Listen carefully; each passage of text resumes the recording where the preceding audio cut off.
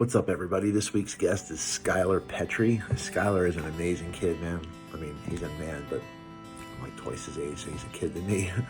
But he's an incredible young man. He kind of got into it early in high school and battled through addiction and has completely turned his life around thanks to the power of friends, the power of God, and the power of love, which, as you know, is a big theme on our show. Love is the power that can beat all, can conquer anything, can heal anything. And this was a really good conversation. Skylar has a really good story, and I think that he touches on a lot of things. He talks about early on what led to his addiction, how it really started with tobacco and alcohol. Just being so accepted where he was from, or where he moved to, not where he was from, excuse me. But I don't want to give too much away. It was a really good conversation. Reina and I really enjoyed talking with Skylar. So we hope that you enjoy the show. Thanks for listening. Thanks for watching. Hey everybody, I'm Rex. And I'm Reina. And today we got a special guest with us. He was introduced to me by a mutual friend of ours, Tim Lodgen. Tim's, as we all know, is a great guy. And Skylar and I have been kind of messaging back and forth over the past couple of weeks, and now we're going to have a conversation. It's nice to meet you, Skylar. Thanks for having me. It's nice to meet you guys. Yeah, so you want to tell the audience a little bit about yourself? Yeah, my name's Skylar. Right now I'm in Oklahoma. I'm a father of two, 6-year-old boy and a 4-year-old girl. I've been married going on 6 years. Life's good. I've been clean and sober 3 years, November 2nd. So I just hit 2.5 years. Life's going really good right now. Try to stay in the moment, but yeah, between, working, being a husband, dad, a coach, my life stays pretty busy. And then also fitting meetings here and there, working with my sponsor still. I just try and stay as busy as possible. It's hard not to with wrestling tournaments. My daughter's staying busy. They're getting to that age where it's fun, and I have my life back. So I try to spend as much time with them as possible, and be as present as possible, because I wasn't in the past. So I've been given a second opportunity, a better father and a better husband. And so I try my best every day to stay tied up with them and take care of my responsibilities. So it's amazing when we get a second chance, huh? Oh yeah. Yeah. So it's something else. You got 2.5 years clean. You want to tell us a little bit about that? Like how that came about? Yeah. So it's kind of a crazy deal. So I was born and raised in California. I played sports in California. My parents kept a really tight leash on me. I came from a good home. My parents are still married, over 25 years married. Nothing crazy. You hear all these stories of, their childhood and how they ended up becoming the way that mine was completely different. My life growing up was amazing. I couldn't ask for a better life. My dad, his next door neighbor, we ended up moving to Idaho. So we lived in Idaho for about 2 years, and this took place in middle school. So I ended up moving to Idaho for a little bit. He ended up losing his job. My father did. Well, his family is in Oklahoma. My mom's side of the family was in California. So we ended up moving out to Oklahoma my freshman year of high school. And, there was some pressure due to how good of a state of wrestling state this is. Oklahoma's known, there's a couple major states known for their wrestling. And so I knew I was getting myself into a pretty big deal. I've also wrestled my whole life, so kind of getting burnt out by this stage. So we moved to Oklahoma, and my parents kind of let the reins off You know what I'm saying? They let me, they were like, you're not going to get hurt. You have nothing to worry about. Like, they kind of just let it go. And I was able to live kind of a free life. So I got introduced very quickly to, alcohol and tobacco out here. Tobacco was a big one. It's like all the, kids I was in school with freshman year were dipping tobacco, smoking cigarettes, drinking alcohol. And the parents were very okay about it. They would buy us snuff, they would buy us cigarettes, buy us liquor. And so it became so much fun. From what I thought in my head, it was a rush. It was fun. Then slowly, throughout high school, I got introduced to parties, marijuana, that kind of stuff. And it happened so fast. And I remember when it happened, when I quit caring about sports and I quit caring about what I loved. And I thought that the high I was getting from, women, partying, drugs, all that kind of stuff was a better feeling than playing sports. And I tried to fake my way through high school as best I could. I stayed a part of the wrestling team until the beginning of junior year. By junior year, I was already deep into Xanax, painkillers, and alcohol, and definitely marijuana. That just went hand in hand with everything I did. I ended up getting popped with the drug test, failed the drug test, got kicked off the wrestling team. It was just a couple months after that, I was kicked out of school completely. I had just let it all go. And I got offered a VOTEC trade school. It was an alternative program. So I went to alternative school. I didn't know what I wanted to do. I ended up taking heating and air. Didn't even know anything about heat and air. I literally just thought it produced room. Like, I thought your house was just okay at all times. Like, I didn't realize there was like an air conditioner outside and there's a heater in the attic. Like, it didn't ever cross my mind. So one of my friends actually was in the program for HVAC, and I ended up taking it. Last very long. I ended up getting caught in the bathroom getting high, and they actually kicked me out of that alternative program. So I had one last alternative program to do. I was going to school there from 8 to noon, Monday through Thursday, and I had Fridays off. And it was to help you graduate fairly quick. I've known people to go through it and actually graduate a whole year early. So being me thinking I know everything, I had a job at Discount Tire. I wasn't living at home anymore. I was 17 years old, and I was sleeping on couches and just trying to make it, trying to have fun still. Like, I kept thinking I was invincible. I lived this life like I'm invincible. Nothing's going to happen to me. I don't need school. I need money. So that was like, in my mind, that's what I need to do. That's what made the world go round. Getting kicked out of alternative school. I rushed through a test to, so I can go to work, rushed through the test. I failed the test. They knew I failed on purpose, that I just rushed through it. They told me, they said, you're going to have to get your parents back up here, because if you leave without retaking this test, you're not allowed back in here, and your parents are going to have to come up. Well, at the time I didn't live at home with my parents, so I knew that wasn't an option. And, I ended up just leaving and still did not graduate high school or have a GED to this day. That is something that's on my list. So I ended up hitting the road. I was here in Oklahoma City. I had my wife at the time, which was my girlfriend. So I'm living with her. I have this job. I ended up getting a heat and air job for one of my buddies in HVAC. And it's kind of where everything really went majorly downhill. In high school, the partying, the weed, the Xanax, all that stuff.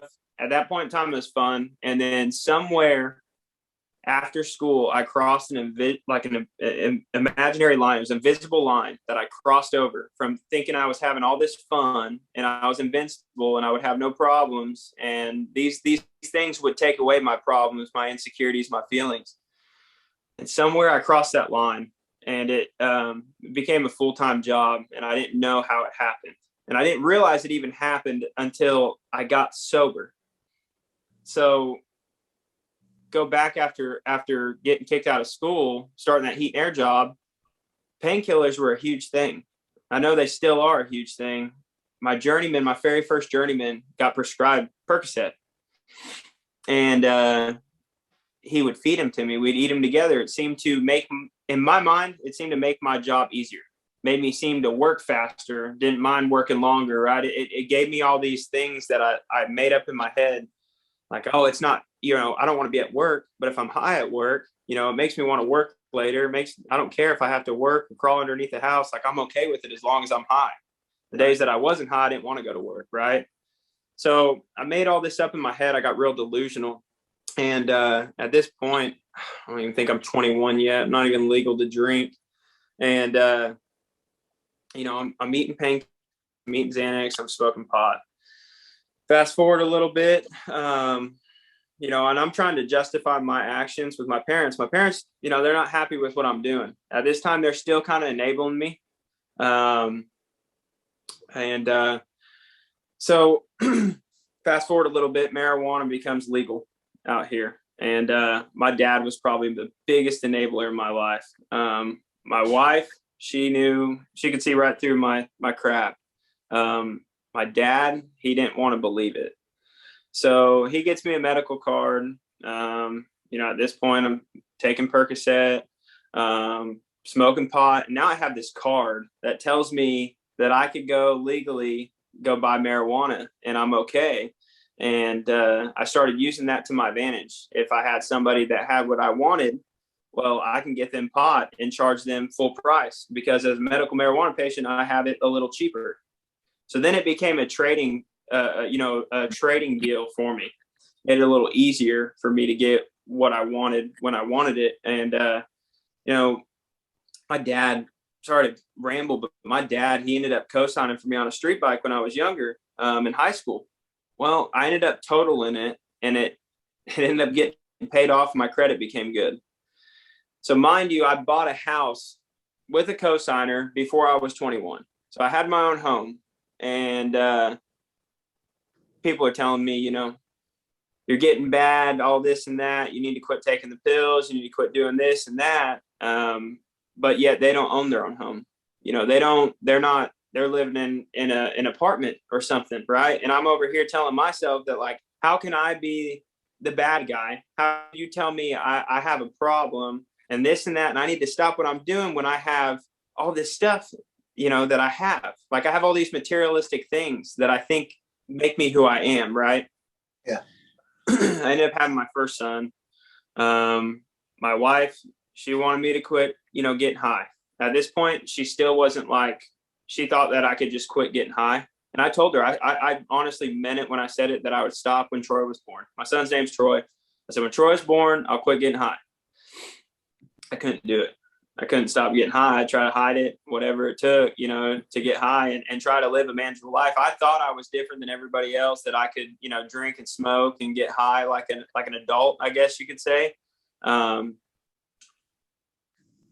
ended up keep getting high. And shortly after that, I ended up getting in a little accident and had surgery on my foot. Well, they ended up prescribing me medication. With that medication, I took that and ran with it. And I kept going that's when I ended up starting to go to hospitals, and my doctor, again, trying to, lie about my pain I'm in. And I'm a pain tolerance at a 10, man. I need something, man, please. And they would hit me with a shot of cortisone, because they were like, I don't want you to get, strung out on these. I don't want you to get dependent on these. And I'm going there, mind you, I'm going there to get hopefully a script out of this deal. And they give me a shot of cortisone. So now I'm in more pain because I got a needle in my foot, and I really didn't need the cortisone shot. I was trying to, so that didn't, so I found out that wasn't going to work after trying countless doctors, racking up medical bills, going to the ER, trying to, fake stuff all the time just to try and get, just something. To then eventually running service calls in customers' houses and stealing their painkillers. I would end up, telling them anything under the sun. I mean, you get a heat and air guy in your house, or, electrician or plumber, and you don't know anything about that. I need to check your vents in your bathroom. I need to check your vents in through the whole house. And I used to have this little gun that I'd shine up into the registers, and they would see me do that. And I would tell them I need to check all the vents in the house. And I'd go through and I would check their cabinets and their bathrooms, and I would steal them. And at that point, I thought in my mind, it's my word against theirs, right? Like, how could you, like, here's where the manipulation of me comes in, is how could you accuse me? I just fixed your air conditioner and you're accusing me of stealing your pain medication, you know? And I would play it over and over in my head. If this ever came to a head, this is what I would say. And shortly after that, I had my second kid. My daughter was born. At that point in time in my life, I had ended up getting away from the opiates and getting into fentanyl. I wouldn't say opiates. I'd say just the painkillers. They were getting too expensive. So fentanyl, and I ended up landing myself in my first treatment center. And I went because my wife and my mom, my dad wanted me to go to treatment. So I figured I'd go to treatment. I mean, you get me high enough and I'm down to go do anything, especially if I go to Texas or another state. You know, like, I don't know what it is when I get loaded and someone says, hey, you need to go to rehab, and I got a plane ticket for you, and I'm there. I'm at the airport ready to go. So I go to treatment, and these dudes are like, you know, they're IV users, and they're telling me their stories, and I'm over here like, man, I just take painkillers. Like, you know, I'm not bad. Like, you guys are on a whole nother level, you know, like, I'm not made for this place. You know, this ain't me. I'm totally different, man. I got my own home. You know, you guys have lost this and lost that. And I got my own place. I got 2 kids, you know, my wife's still with me. Like, I'm golden. Like, I don't know what my parents are talking about, but I'm going to give them a call and I'm going to let them know they're crazy. And so I called them and I told them that this was not for me. I'm coming home. That was my first treatment center. I AMA'd out of that treatment center. I was back again 30 days later. And it was actually, when I showed up, the guy who I was in detox with was leaving after his 45-day stay. And I was so pissed because I was like, man, if I would have just stayed and I would have like listened to these people, I could be getting out today. Now I got to sit back in here again and go through the first 5 days what I went through. Because I was a detox only type of guy, I didn't want to even do 30 days. 30 days was too long. I got stuff to do. You know, like, I really didn't think I had a problem. That ended up being the beginning of 2019 in January. So I go to treatment, I make it 2 weeks. And I thought, man, this is a long time. I've been in treatment for 2 weeks. Like, someone pat me on the back. Like, I need a little bit of like, good job over here. It's time for me to go home. And so they tell me to sleep on it. Well, I thought that I could still manipulate people and that I knew, you know, more than anybody else. And like this problem, thinking I know everything. And so I went up to the front office because my wife didn't want me home. She was like, no. And so in my head, I'm like, well, I'm going to make up a big old lie of why I need to go home. I can go home for a little bit and then I can come back and finish my stay. Like, that was my like crazy plan in my head. So I go up to the front office and I tell them that my wife's dad snapped his leg in half. My wife's in the hospital with both of our kids. I need to be home to take care of them. Little did I know, I was never taking care of them when I was home. I thought I was there. I thought I was just, you know, the all around dad and somebody that could like drink and drug successfully. And so I made this lie up so I can go home, because this time around I brought my truck. I drove 6 hours to Texas just in case I wanted to leave. Like, I was prepared for this one around. I wasn't going to try and deal with trying to get an Uber or anything. Like, I drove my second time because I was like, you know what? I need to make sure I have a ride home. So I ended up telling them this lie. Well, it's a Sunday. All there is mentors around. So the main guy who runs the treatment facility, he has to sign my AMA papers. So they called him. They're like, hey, Skylar wants to leave. You need to come up here. So on the way up there, I guess he talks to my wife and asks my wife, you know, your dad break his leg and this and that. Well, I didn't know they talked. So he shows up and he says, so what's going on, Skylar? And I said, man, I got to get out of here. You know, father-in-law's in bad shape, snapped his leg. It's a terrible deal, terrible accident. I need to get home, man. Them kids, you know, Emma's at the hospital. She can't take care of the kids. I need to.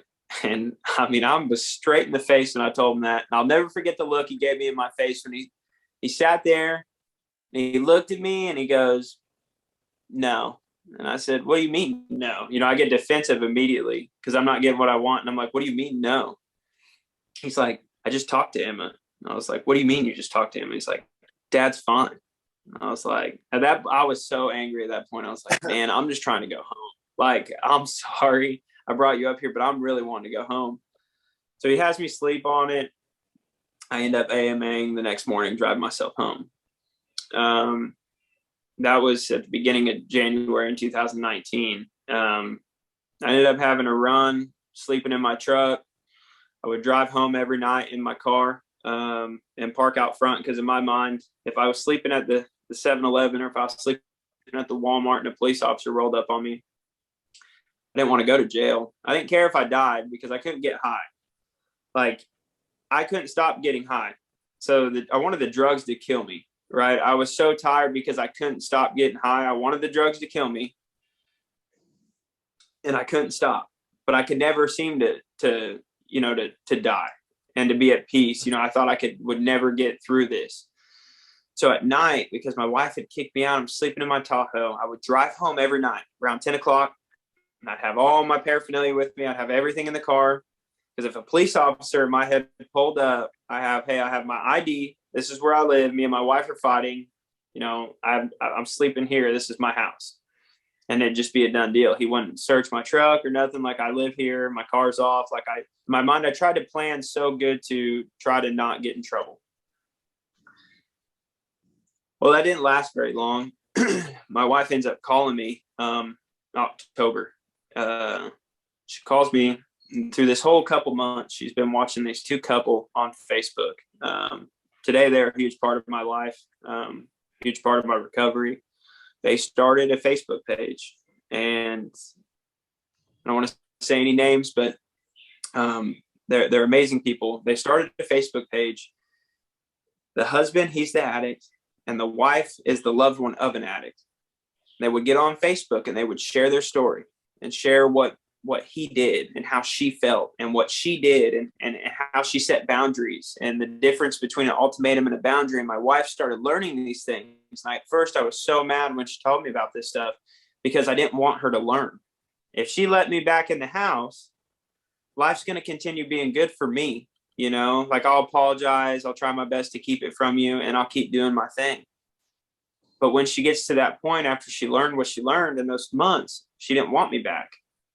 And she didn't care where I was. And she just kind of turned it off, which was unlike her. And so she calls me in October and she tells me that, we have a plane ticket to go to treatment. I'm like, well, I'm not going to treatment. She's like, I want you to come home and I want you to talk to these people on the phone. And at the time, I didn't care if you were sober. I really didn't care at all if anyone was sober, had any clean time, anything like that, because to me, I didn't know anyone who I visioned cool in my mind, right? In my mind, I'm thinking cool is not sober. I'm like, dude, so I get home. My wife, she calls these people, and these people, I really don't remember talking to them the first night. These people don't know me at all. They know my past. They know my track record because due to my wife explaining the story. And they live in Boston, they live in Massachusetts, something like that, on the East Coast. He tells me that, I talked to him for 2 days before I got on a plane. And they said, giving you an opportunity to get on a plane, change your life. I'm going to be celebrating 1 year of sobriety out there. And at the time, it didn't even faze me. I was like, all right, it's where am I going? And he's like, Salt Lake City, Utah. I'm like, dude, I've never been in Salt Lake. Like, let's go. I'm like, this is cool. So that night, my wife let me sleep on the couch. She wouldn't let me sleep in the bedroom at all. So I'm in the attic and I'm pulling down suitcases. They're all the same suitcases. They're different colors. They're the same thing. And I'm laying them all out on the living room. And I wake her up like 3 a.m. and I'm like, which suitcase should I bring? And she is just like, she's like, I don't care. Like, they're all the same suitcase. And I'm like, so like high and tweaked out that I'm like, hey, which suitcase should I take? And I'm like getting everything planned and thinking it's going to be this, fabulous deal. And I'm going to go to this treatment center in Salt Lake. It's going to be snowing. I'm going to be in the mountains, dude. Like, I'm stoked, right? I'm like, in my head, I'm like, this is awesome. Like if I could just bring enough drugs to get me through this is going to be such a cool experience, you know? So I have these cartridges ready to roll. You know, I'm like, I got a roll of duct tape in my suitcase. When I land in Salt Lake City, I'm going to strap these to my leg, duct tape them. The last treatment center didn't strip search me. They're just going to check my waistband. I'm going to go into this treatment center and I'm going to be just fine. I'm going to be all right. I'm going to get through the withdrawals. I'm going to stay off the hard stuff because Xanax and fentanyl will bring me to my knees, but pot's not bad. Right. I got a medical card. It doesn't make me do this kind of stuff. It's that. So I need to get off that. Yes. But I'm not going to stop smoking pot. Pot's not my problem. So I get to the airport in the morning. This was back before COVID. And so like you could have alcohol on the planes. I don't know if you guys have flown recently, but you can't. I mean, it's kind of hard to have any kind of drinks. They give you like a little baggie full of chips and like a little water bottle. And that's it. So back then, I was able to get a mixed drink on the plane. So I get a drink on the plane. I pass out and the dude wakes me up and he's like, this guy sitting next to me, he's like, hey, we're here. And I'm like, where are we? And he's like, Salt Lake. And I'm like, oh my God, like that was fast. I get off the plane. My phone starts ringing. I call her and she's like, I'm out front because they're in Salt Lake City celebrating his 1-year anniversary. This is the same treatment center he went to. And now he's out here sharing his story with his wife online. My wife hears it. They buy me a plane ticket. They send me to Salt Lake City and they're picking me up to take me to the treatment center. And I'm going to spend some time with them. We're going to do a coin ceremony for him and everything. So land in Salt Lake. I go to the bathroom. I tape the cartridges up on my leg. I had the roll of duct tape. Like it's like super weird that I have a roll of duct tape in my bag. Nobody thought twice. I tape these cartridges to my leg. You know, I vape. I think I'm all right. My wife went through my bag that night. She called ahead of time and told them I had vape cartridges, which I didn't know. So I get in the car. They drive to the treatment center. I'm like, dude, this is gorgeous out here. It's a beautiful place, right? And I didn't realize actually how far Alpine was from Salt Lake City. To me, I felt like we got there in 15, 20 minutes. It's really like an hour drive almost. And so we get there and I'm like, man, this is like Passages Malibu, man. Like this place is sweet, you know, like this is cool. I'm in the mountains. Like I was excited, but I was still high. Nothing is worn off yet. So to me, I'm like, this is great.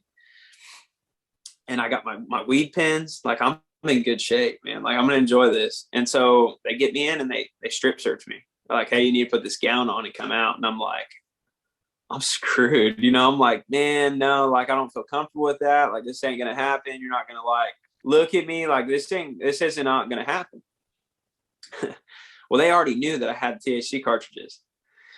So they're going through all my stuff and they straight up caught me. Like I had them duct taped to my leg and I tried to pull the gown to the side and they caught me. So there goes the THC cartridges. So now I'm in a bad mood and I don't want to stay anymore. And I just want to go back home. And then I realized I'm in Utah. I'm not just in Texas. I can't just catch a ride, you know, like I'm pretty far away from home. And, it started sitting in that I'm like, yeah, I'm in Utah. Like I'm just not in Oklahoma City going to treatment or a detox. I'm not in Texas where I can catch a ride from a buddy coming from Midland back over to Oklahoma City. Like I'm far and I know no one out here and it's cold. And they set my phone down on the counter and there's a camera to my right. And I remember taking my phone and I was like, I'm going to go outside and smoke. Went outside, I tossed the phone in the bushes. Cause again, I thought I was smarter than they were and that I could have my phone. If you're going to take my weed pens, whatever, but at least I'm gonna have my phone. Well, they saw me on camera. So they asked me, they're like, where's your phone at? And I'm like, I don't know. You guys had it. Like, this is on you guys. I'll deal with it in 30 days. Cause at the time I was only going to do 30 days. And, long story short, they ended up knowing I took the phone. So I finally came clean. That's when everything set in. I broke down. I started crying. I got on my knees outside. I'm at this beautiful place. I'm in such a place of peace is what that backyard's like. It's not a hospital and an institution like what I've been to. This is a home. This is a giant 3-story home sitting in the mountains. It is such a peaceful place to be. I'm sitting there and I'm on my knees. And that was the first time, because in the past, when I'm in trouble or things don't go my way, I always cry to God, right? Like, God, please get me out of this situation. I promise I'll never do this again. I'm so sorry, please. I never mean it. I just want to get out of trouble so I can get back to what I'm doing. Well, at that time, I'm sitting there, I'm on my knees in this backyard, and I'm crying. And that was the first time I actually cried out to something I didn't believe in. I didn't know what, my dad was so angry when he lost his job in Idaho. He hated God. He thought it was God's fault that this was happening. And he had all this stuff and he lost it. And now we're in Oklahoma and he doesn't understand how it happened. And he hates God. I remember seeing that. So I'm sitting there and I'm crying out to a God I don't believe in. I'm on my knees. I ended up going to 2 days of detox in there. I was 2 days in on detox blackout period. You don't have to go to groups or nothing. You can kind of just stay in your room and just kind of relax and try and get comfortable. So I'm super ill. Things aren't good. They got me on a taper on medicine. They got me on some other stuff. I kind of get some clarity and I realize like I'm in Utah. And then Mitchell, their names are Anna and Mitchell. They're out there on Facebook. They're not trying to hide it. There's no anonymity there. So sorry, but Mitchell ends up having his 1 year coin reunion, his ceremony. I go out there and this is, I'm 2-3 days sober and the emotions are, they're coming in hard. I didn't want them to come in. They're coming in hard. I can't stop feeling these things. And I watch this dude and another guy that was the mentor there. He tells me, these two dudes tell me they lived like I was living. And they're picking up a year of sobriety. He's working at a treatment center. The other one's, going online and he's sharing his story. It's helping me. It's helping my wife. I know for sure it helped my wife. I'm watching them pick this chip up and I thought that was the coolest thing I've ever saw. That was the first time I thought, when I look back, I've had more spiritual awakenings, but that was the first time I felt something. It's the first time I'm sitting there at the lowest I could be in treatment again. In Thanksgiving time, I've been in treatment in Thanksgiving twice, not with my family. And I watched these two guys pick up the year chip. That chip came to me and I didn't know what to say. I couldn't cry. I was crying. I couldn't speak. And I nodded at him and I handed the chip to the next person to me. And I continued to cry and cry and cry because at that time in my life, I saw what could be me. When they were picking that year up and I saw that these dudes are super cool. Like I'm seeing these dudes that telling me they live like I lived. And now they have all this stuff, and they're picking up a year and they don't have to wake up thinking about drugs and alcohol. And I'm like, I'm blown away because I can barely make it 24 hours. I'm like, how did you guys do it? Right. I'm crying and they're hugging me. And I'm like, you guys bought me a plane ticket. I don't even deserve this. Like plane tickets, just straight flight to Salt Lake City from Oklahoma City is not cheap. And on top of them paying for their flight from Boston to Salt Lake. So anyways, the administration office, we talk, I decide I'm going to do 30 days. That's all I'm going to do. That 30 days, I did what they said. I did what was suggested. I tried to help out. I did my chores. Was trying to be a team player as much as possible. I remember when I got my 30-day mark, I was not going home on that 30 days anymore. A, because I didn't have money. B, my wife wasn't paying for it. My parents weren't paying for it. I had no means of transportation to get back to Oklahoma City. As much as I wanted to leave, I wanted to stay. And that was really hard for me to determine because I didn't like getting my things taken from me. And anyways, I make it 45 days and they tell me like, hey, we're offering you sober living here in Salt Lake City. And I'm like, really? It's like connected with the treatment center. You get your phone back. You get to go, have a curfew. You get to go out. But since you don't have a job and you don't live here, you have to come to the treatment center and report to the treatment center Monday through Friday for all groups. It's like, all right, that's cool. Can I have my phone now? Because I want my stuff. Like that was like the biggest thing for me is I hate when my things get taken from me. So I go to this sober living house. It's super cool. After 55 days, they ended up flying me back home. My wife got me a plane ticket with her mom. They get me a plane ticket. I come home. At that point in time, I watched a video on Brandon Novak, the treatment center put on. Treatment center put on a Brandon Novak just for today, like an addiction deal. It's about an hour long. They put it on there, and I'm like, man, this guy had a lot of success. Like I thought I had a lot of success. I didn't come from a lot of money like him, but I thought I had, the house, a good career from what I had in sports. The kids, the wife, the dog, the everything you could think of, right? And I had all this stuff, and yet I can't stop getting high.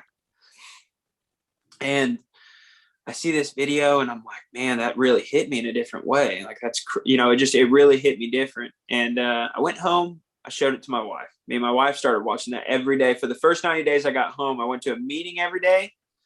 And I also watched Brandon Novak's deal every day too. My wife and I started sharing on Facebook. She started sharing on Facebook her struggles with me being home. If I'm leaning down in the middle of the night on my phone and she looks over and it looks like I'm nodding off, talking to people about how she's feeling about that kind of stuff. When I hit 6 months sober, one of my buddies reached out to me. It was right before my 6 months. He reached out to me. He couldn't stop drinking, and he was tired of drinking. And he kept hitting me up for a little bit when I got home, because I was posting about it. I said, hey, I'm home from treatment. I was excited. I was riding that pink cloud, and life was good.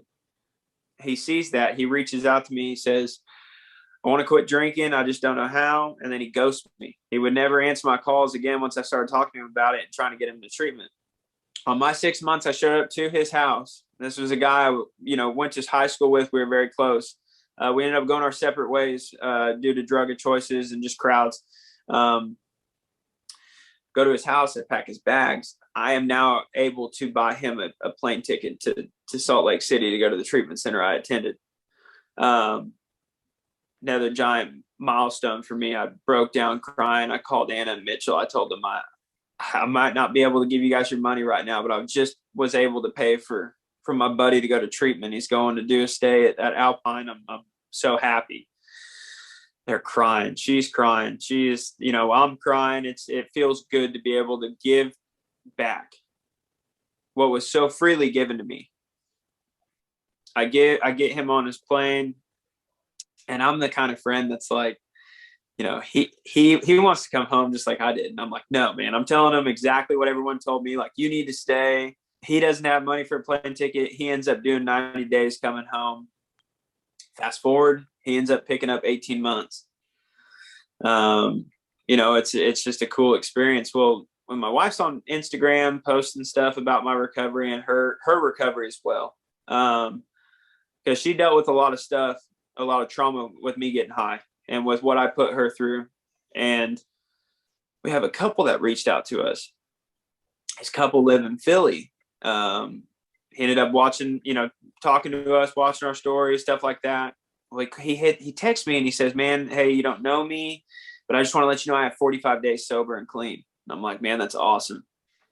Well, I ended up getting his number and talking to him. And he's like, yeah, dude, I'm about to get out of treatment. I'm going to the Novak house. And I'm like, what are you talking about? What's the Novak house? Like, man, it's the sober living group, Brandon Novak. And I'm like, at first I thought he was BSing with me. I didn't think that was for real. Like, I was like, there's no way. And he ends up going to the sober living house, and we're talking, and I'm trying to be there for him, trying to help him as much as possible, and be there for him and talk to him, because the person who's got 30 days is close to the person who's got 6 months. The person who's got 6 months is close to the person that's got 1 year compared to someone that's got 5. So when I'm talking to him, he's like, yeah, Dan, we're going to have this giant celebration. I want you to come out. Now, at this point in time, I'm about to hit 2 years last year. Well, he set this whole thing up on his own, has this big celebration.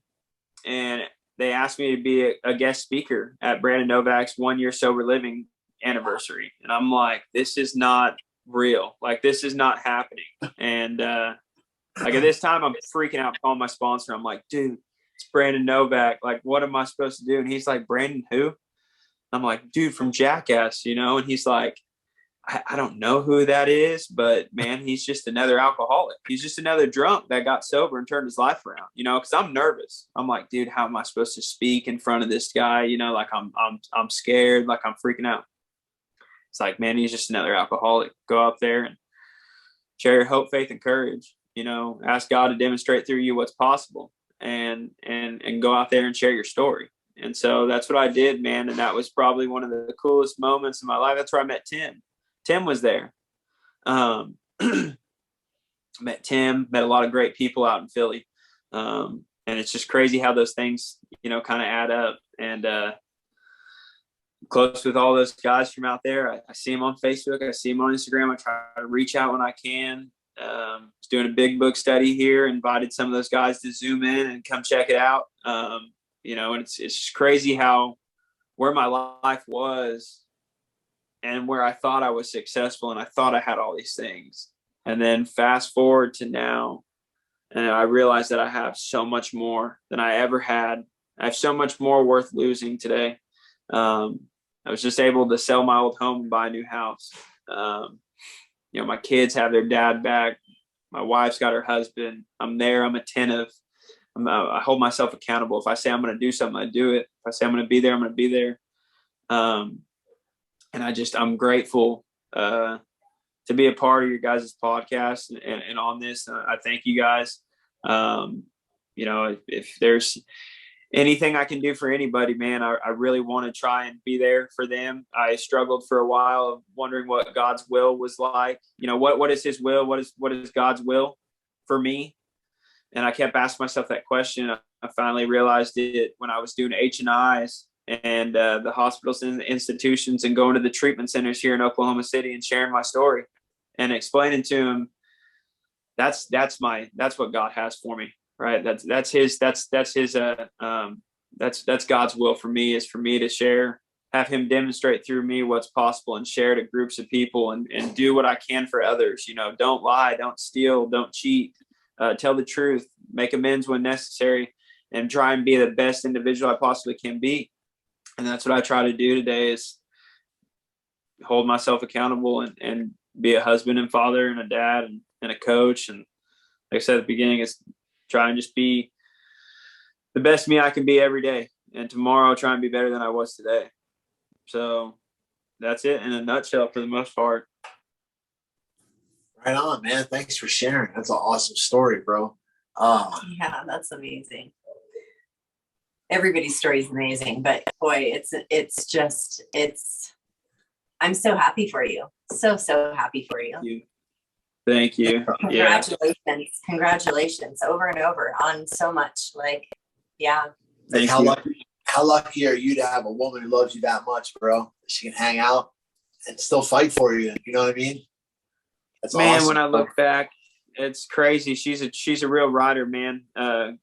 What I put her through, it's like the birthdays, I never got her anything. Her birthday's this Friday. You know, I try to make sure that I get her stuff, and I think about her and get out of self. I'm such a selfish person all the time, and I try not to be.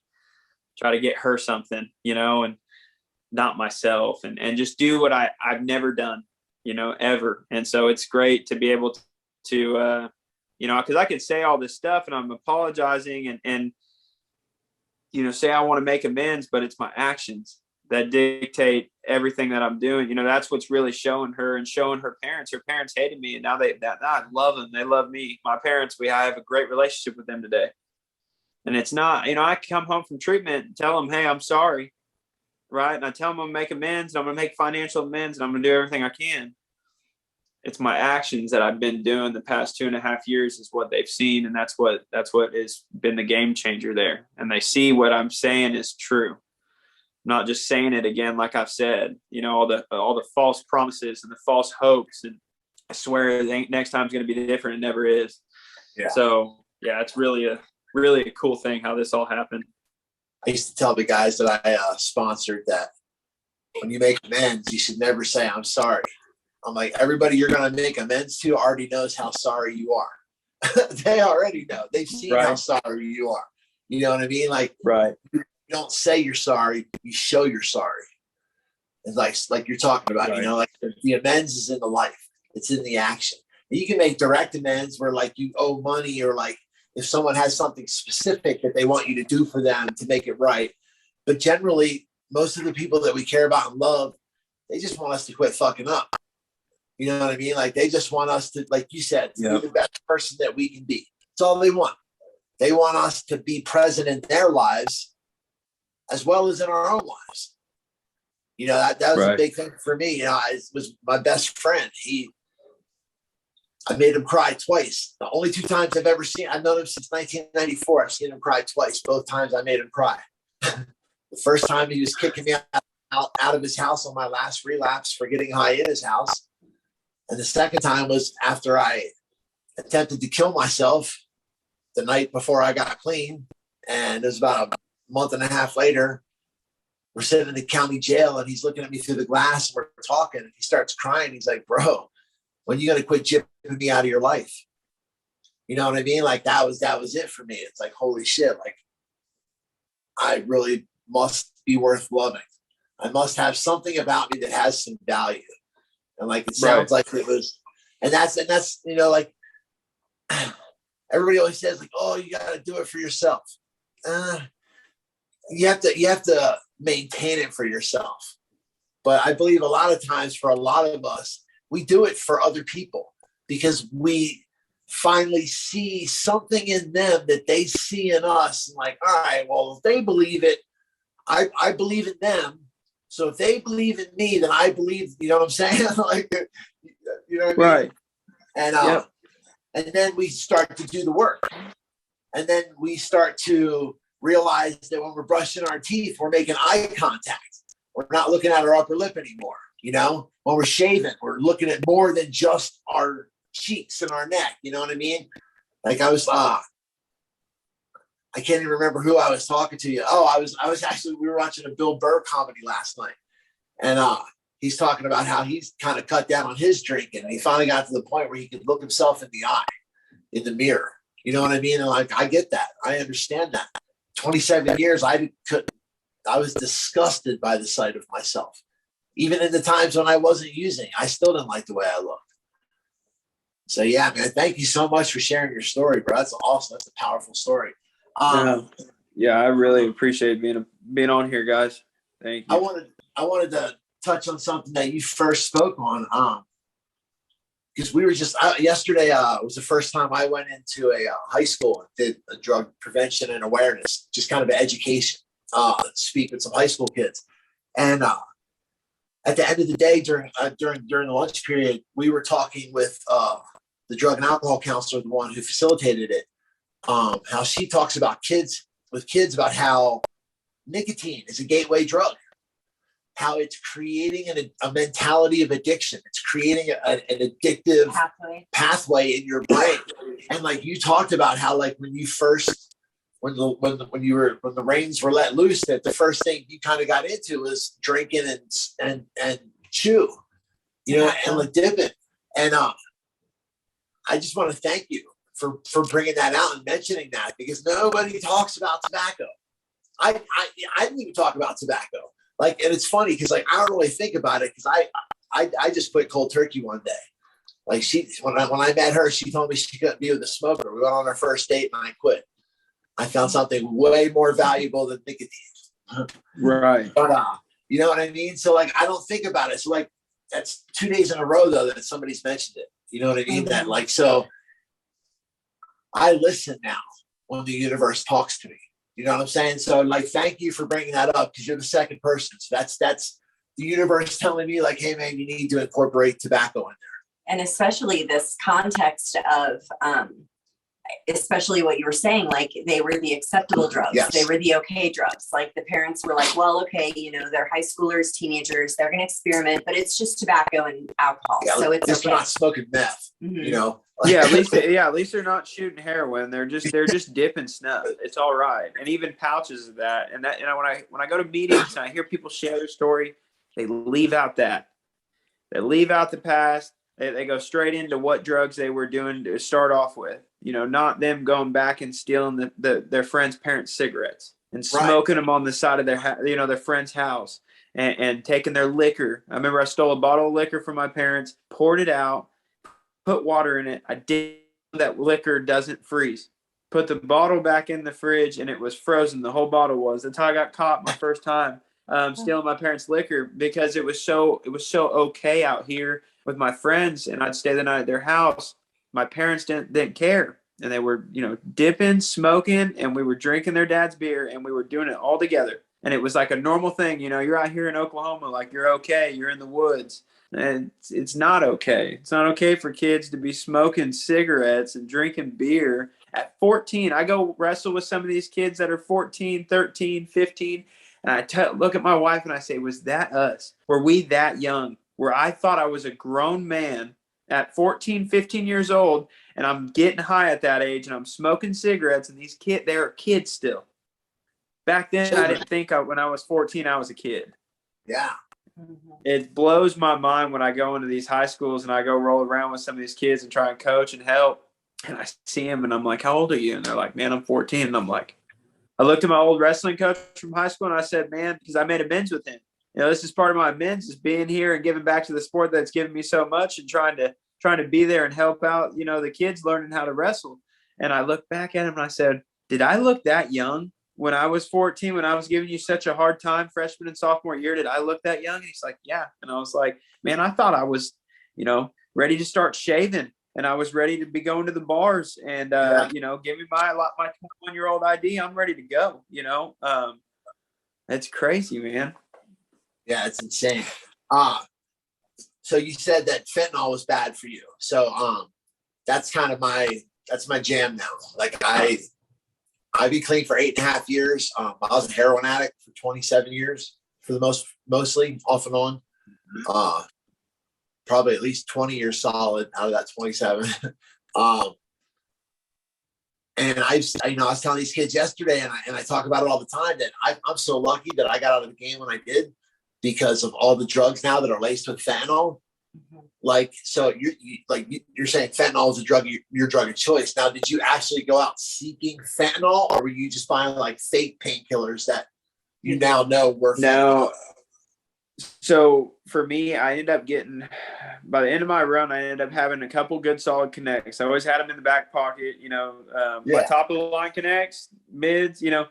Yeah. I had a lot of old folks that I would manipulate, you know, and tell them, like, this lady lived across the street from me, and I'd lie to her, and she got fentanyl patches, pain patches that you could stick on.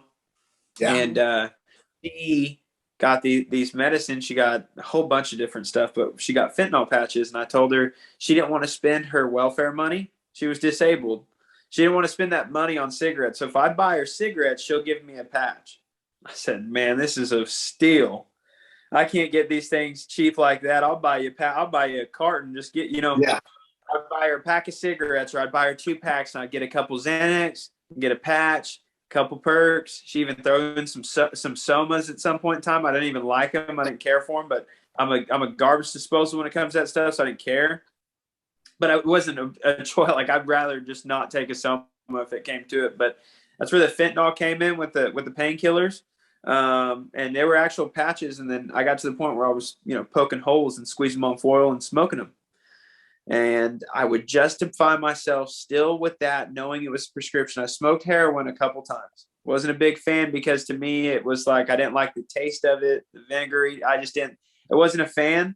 And I told myself I was better than the people that were actually smoking heroin, that I'm doing fine. I'm still taking prescription medication. I'm not, you know, smoking that vinegar bullshit. You know, I'm doing medication, doctor approved. I'm fine. And that was my way of justifying what I was doing. It's crazy. Yeah.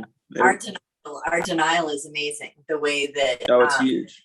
And we've talked about this with another guest, like how, as you proceed through your recovery, the layers of denial that keep coming up, and you're like, oh wow, there's another one. I was totally lying to myself about all that too. Yeah. It's amazing. As we get more free, we get more aware. Absolutely. More will be revealed. Mm-hmm. Yeah. So you said you're doing a big book study. Is it what program are you in? So I'm AA based. AA based. I'm AA based. I wasn't a big drinker. When I did drink, I got drunk. But when I went to treatment in Utah, I didn't know there was a anonymous called Cocaine Anonymous. I wasn't a big upper guy. I didn't like him that much, but they took me to these outside meetings. They took me to Cocaine Anonymous in Salt Lake City. And I don't know if you've ever been to a Cocaine Anonymous, meeting, but they are wild. Yeah. Like their whole beginning of what they say, I was like, what is this? Like it had me hooked. Like I was like, this is kind of enjoyable. Like what they're screaming at the very beginning, all at once in the neck. And I'm like, this is insane. Like these people are crazy. So it hooked me. So I ended up going to CA, and CA is it's an AA related, group. Yeah. Like they work out of the big book. They work out of the same steps and everything's the exact same as AA, except for I can label myself an addict, an alcoholic, a dope fiend, whatever I want to label myself, they're okay. Instead of the AA meetings, they want you to say alcoholic. My sponsor is an AA guy. He ended up taking me to some AA meetings that I found him in CA. And so throughout CA and AA, I stay AA based, with the AA community. I don't hate on NA or anything like that. It's what worked for me at that time. I got sober. When I got home from treatment one time, I actually got a tattoo on my hand that says "Just for Today" because I went to an NA meeting. Never been to one. I left treatment early. Me and my buddy went to a meeting, an NA meeting. I said, "Man, that's cool. Just for today. I think that'd be a sweet tattoo. Let's go get one." So I hollered at my buddy, got it written on us, drinking a bottle of Sailor Jerry in the tattoo. And got this "Just for Today" on my hand in big bold letters, and thought that I don't know if you can see it, "Just for Today." Yeah. And that was another funny thing because I was like, man, that sounds cool, man. And then eventually I kept looking at it. Once I got sober, I was like, man, I knew this would come in handy one day. Like I really did. Yeah, I'm AA based for sure. I was just curious. I do HA, which is big book. It's AA based too. Right. Heroin Anonymous, or actually Narcotics Anonymous, actually started off in AA too. They and then the old timers were like, hey, we're about singleness of purpose. We think you guys should start your own meetings. And like Jimmy K and a couple of the other guys, they branched off, and at first Narcotics Anonymous was called Heroin Addicts and Alcoholics Anonymous. Really? And then that's when the old timers were like, hey, we totally are cool with using the steps, the traditions, and all of that. Just don't use Alcoholics Anonymous. Use any other kind of anonymous you want. Just don't do Alcoholics Anonymous. So they decided to use narcotics to be all inclusive. All around, yeah. Yeah. And I realized too, going through those meetings and working those steps, I found my sponsor. I asked him, I said, man, I like what you said. I want what you have. And he said, how do you know what I have? And I said, well, he caught me off guard, and I was like, I don't know, what you said was pretty good, man. I want that, and he's like, I could have a disease. I mean, why would you want what I have? I don't understand. And I was like, man, this guy's tough, man. Like, ended up working the steps with him, and I realized at that point in time that I could still fuck my life up without drugs and alcohol.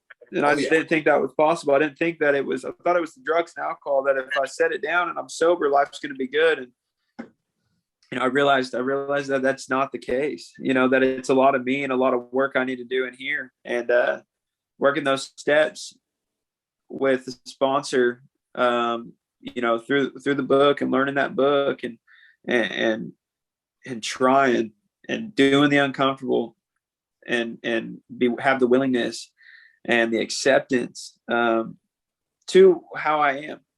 Today I fully accept that I can't drink like normal people, and I've accepted that I couldn't stay sober until I could accept my alcoholism. But I consider myself an alcoholic. I consider sobriety to me, I use sobriety or sober as everything. So sobriety to me is defined as a drug and alcohol-free state of being characterized by freedom and happiness. So when I say I'm sober, that means all the above, because when you look up sober in the dictionary, it says something about alcohol. To me, it's defined as a drug and alcohol-free state of being characterized by freedom and happiness. I could have the the drugs gone and the alcohol gone, but I still can't be happy until I fix what's in here. And I didn't realize what I was doing. And those steps helped me get through that stuff. And I had a lot of stuff I didn't work through. And, for instance, my dog, he's in ICU right now. He's in bad shape. And, it's been really tough on our whole family. It's been since last Friday. And it's one of those deals where we're just waiting around for phone calls. So it's just anxiety. I've been trying to bottle it up because when life's good, it's good. You know, if I practice all this stuff when I'm up here, when I'm down here, I know how to live it. At least I thought until last night. And I'm in this situation because life's been good. And then my dog has this issue. And to me, he's not just a dog, he's our family member. And I sat there and I've been trying to stuff it down and try not to let it bother me. And I realized because the nurse said something joking, she goes, "Yeah, man, this is tough. We just need a drink and a Xanax." And then my mind popped and I go, that sounds kind of nice right now. You know, I would love to escape this feeling, and not have to deal with this. And I went outside to get some fresh air and I cried. I went back inside and I saw my dog and I cried because I haven't been able to feel the pain. I've been trying to stuff it, numb it without putting alcohol and drugs on top of it. And it all came out, man. And I felt good. I didn't like to feel it. I still don't like to feel certain things that I have no choice to feel. I have to go through them, not under or around them or over them. Take it head on. And this dog situation, to some people, it's just a dog. But to me, it's I'm proud of myself. My buddy called me last night and said, "Man, I'm proud of you dealing with this, sober. Like, this is a tough deal." People can go home and they might be able to smoke a bowl and take a drink, not even finish the whole bottle, just a little bit of some beer and hit the bed. I don't have the opportunity or the privilege to do those things. And I've accepted that. And the obsession is gone. But last night, it popped in my head, how that would make the situation a little bit better where I didn't have to feel what I'm feeling.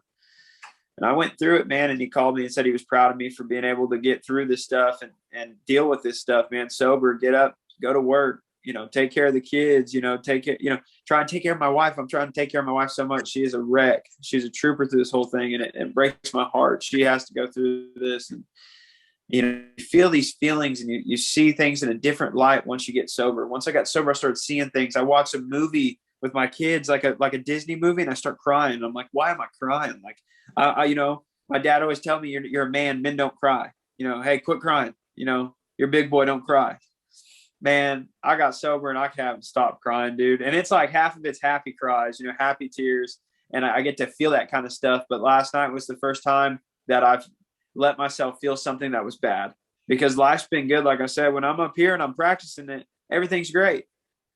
But can I live it when I'm down here? And then that happened. And, I know he's going to be all right. And I was proud of myself too, because most of the time, those kind of situations, I just would turn around the other way and bottle them up, and throw drugs on top of it and forget about it.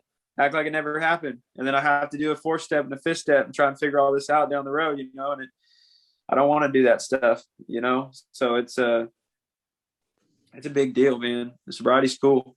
It's awesome. Never would have thought I'd be here telling you guys sobriety's cool, and that, going to Novak's house.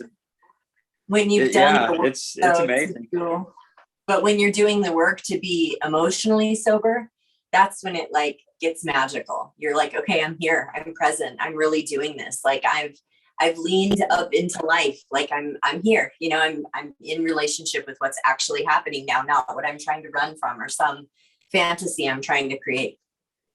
Right. And you get an acceptance and you get man, I have such a good connection with my higher power today that I never would have thought I had, and I don't get into it with certain people because it's just, you're just wasting your breath, right? People aren't going to understand everything. They don't understand the allergy or the obsession or anything like that, So you just don't get into it with those people. But today I have something that a lot of people don't. And that's a God of my understanding. It's somebody that I put faith in and I pray to and I believe in. And I try to do 10, 11, and 12 daily. I really do. I really am enjoy having something that I know a lot of people don't, and that's a higher power. And so what works for me. That's what I tell them. I say it might not work. You know, what works for me may not work for you. Well, and I'll tell you, cool, man, what I learned, because I got clean and sober in 2006 for almost 6 years, 5 years. And my last relapse ended up with me so depressed and tired and sad that I actually did commit suicide. Some friends revived me. But the one thing that I've learned this round, because even when I got sober the first time, I was still all about pain avoidance. I didn't want to deal with anything like you were talking about. I just stuffed it down, and I wasn't drinking and I wasn't using. And then eventually I got to the point where I was like, man, I would absolutely rather be high than feel like this. Absolutely. No question. There's no, should I call my sponsor and talk about it? Like it's like a pressure cooker that just went too long, built up too much pressure. And so yeah, man, I'm proud of you too, dude, because like I was telling these kids yesterday, you know, like we do drugs and we drink because we want to escape where we are in our lives, you know, and we live in a society where we're told to avoid pain and discomfort at all costs. We watch TV, you watch sporting events, had a rough day, crack open a cold one. Had a rough day, have a scotch, smoke a bowl, do this, bang a chick, bang a dude, so anything, yes, numb out, anything to make you not think about the miserable existence that is your life. That's how they portray it to us in the media. Like, look at these celebrities who have everything and do everything that you're never going to be or do, and just watch them and drink this or smoke this, whether it's cigarettes or sex or alcohol or drugs or whatever. Because here's the one thing. On the news, they'll tell you, oh, drugs are bad. You shouldn't do drugs. But then every television show, movie, song you hear, everything is telling you to get high, telling you to get drunk. Yep. That if you're not getting, like you said, if you're not drunk, you're not cool. If you're not getting high, you're not cool. You know, and that's what I'm trying to tell these kids when I'm going into the high school. You know, it's like pain is your best fucking friend. If you have the courage to sit with your pain and allow yourself to emote and to feel the emotions, to go through the grieving process, then when you come out the other side, you're a better person. You're a bigger person. Pain is a sign of growth. If you're not hurting, you're not growing. Like right. We don't go through and we don't sit there and like think about like, man, like that one day in the backyard when I was reading and it was so sunny and everything was just going so great that day, that really taught me a lot about who I am as a person. You know what I'm saying? Like, but like watching your dog, like, dude, I can't, dude, I'm sitting here, my heart's breaking, bro. We have 3 dogs, 2 that are almost 2 and then their baby that's about 7 months old now. And I'm sitting here like, I saw your Instagram photos. I think I commented or something. But I'm like, man, like, dude, like, I can't even imagine that, bro. Like if somebody was like, man, a drink and a Xanax would be good. I'm like, yeah, that would, the insidiousness of our addiction will, that first thought. I had my last sponsor used to tell me, we're not responsible for our first thought, but we are responsible for every thought that leads off of it. So he's like, that thought's going to come. Somebody's going to say something like, man, a beer would be good. And your addiction's going to be like, fuck yeah, dude, a beer sounds great. But then like back in the day, we used to call it playing the tape all the way through. Like, okay, yeah, a beer sounds great. And one beer would probably be fine. And then 2-3 weeks from now, I'm going to be like, well, I had a rough day today, man. And I had one beer the other day. It worked then, and so on and so on. And next thing you know, you got a toothache. And you're like, man, I really need some vitamin. I got to go to the dentist because I got a toothache.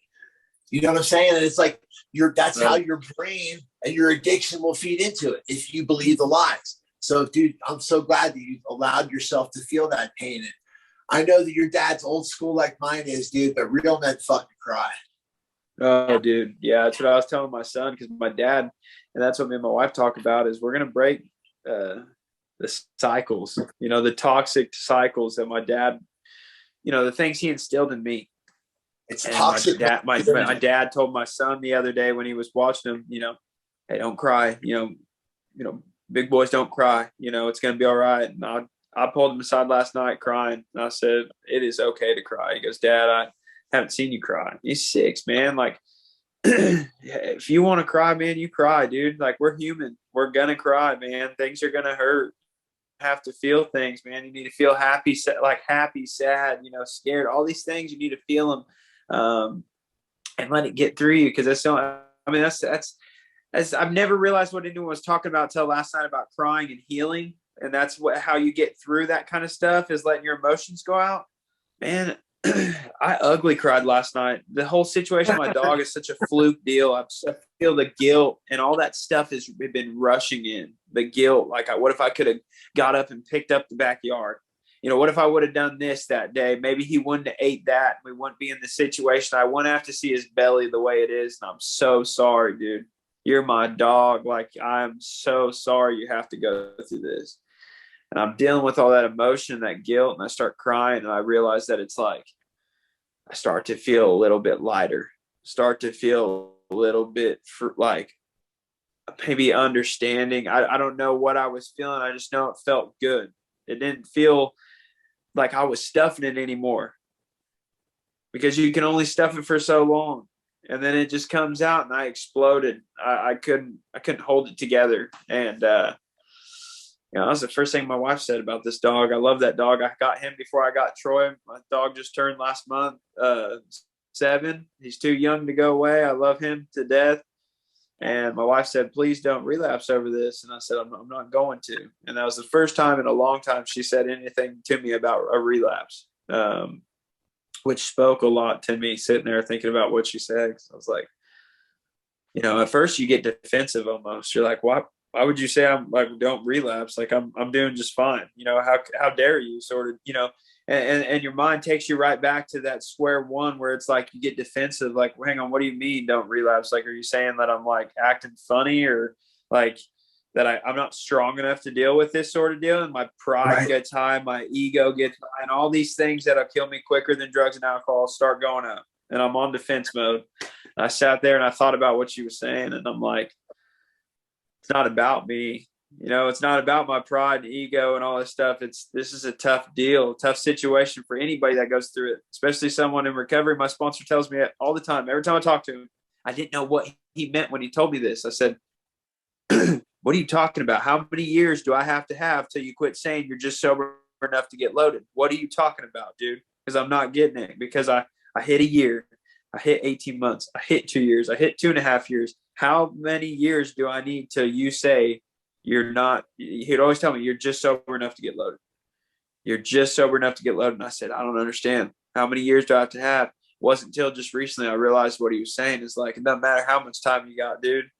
Like, you're just sober enough to get loaded. Yeah. It's always that close. Yeah. And I didn't know what he meant, man. And yeah, so it was, yeah, man, my dog, he's going to be all right. Everything looking good today. The vet called right before I got on here. And, it just sucks sitting there waiting, and, I'm praying for him. I'm hoping everything's okay. It's out of my hands. That's what I have to realize. It's not my hands anymore. And, it just be an acceptance, of the situation and how it happened, instead of replaying the tape and seeing what you could have done different, because you can't do that. You'll just beat yourself up. I got to accept that this is what it is right now. If you could have done something different, you'd have done something different. That's what but I tell myself, like, I don't regret any of the choices I made. They were the best choice at the time. I'm not going to beat myself up about it now. Well, hey man, I appreciate you coming on, sharing your story. Like, thank you for having me. Yeah, we'll definitely keep in touch, brother. I want to follow you. I always hope that I'm 6 years ahead of you. I hope that, you know what I'm saying. What's your date? Is it November? No, November 2nd, 2019. Mine's October 28th. So yeah, you guys are close. Yeah, we're close. Yeah. Close. Yeah, my birthday is actually October 17th. Right. Wow. That's my birthday. Yeah. Your whose? That was my daughter's birthday. Oh, really? Yeah. Nice. But Thank you so much for sharing. I know that there's, in recovery, like there's this part that it's part of the healing to share, but it's also part of all of our healing to receive it and to hear it and to be blessed with your vulnerability and your story. So thank you so much, so much for coming and sharing your time with us. Thank you, guys. I know when I get off, I'm going to replay in my head of what I could have said and what I should have said and think about all the things that, oh man, I forgot about that. But this is how, God wanted me to share today. So I'm grateful for the opportunity. I'm grateful for you guys. Glad Tim reached out to me. I'm glad I started getting in contact with you, man. I appreciate it. You guys are awesome. Thank you guys so much for having me. And do you wanna tell the folks how they can follow you or find you where you're at? Yeah.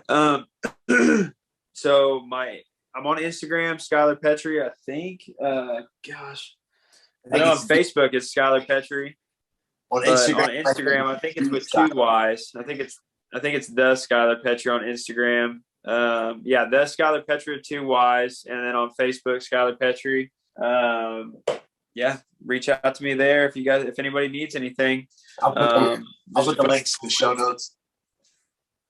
Awesome. Yep. Thank you guys so much. Yeah. You guys are awesome. Yep. Have a wonderful night. And I'm gonna pray for your dog. Yeah. Love to you and your family. Yep. And your puppy. God. Thank you guys. Yep. God bless you and yours. Yeah. Take care. You guys as well. You guys have a good one. Thank you. Yep. Thanks. You too.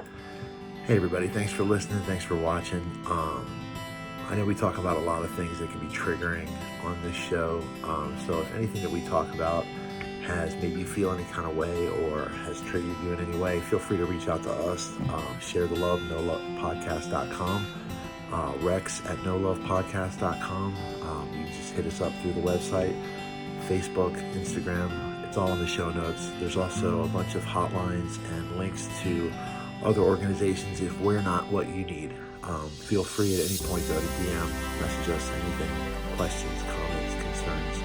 If you'd like to be a guest on the show, feel free to reach out to us through the website. Thanks for listening. Thanks for watching. Namaste.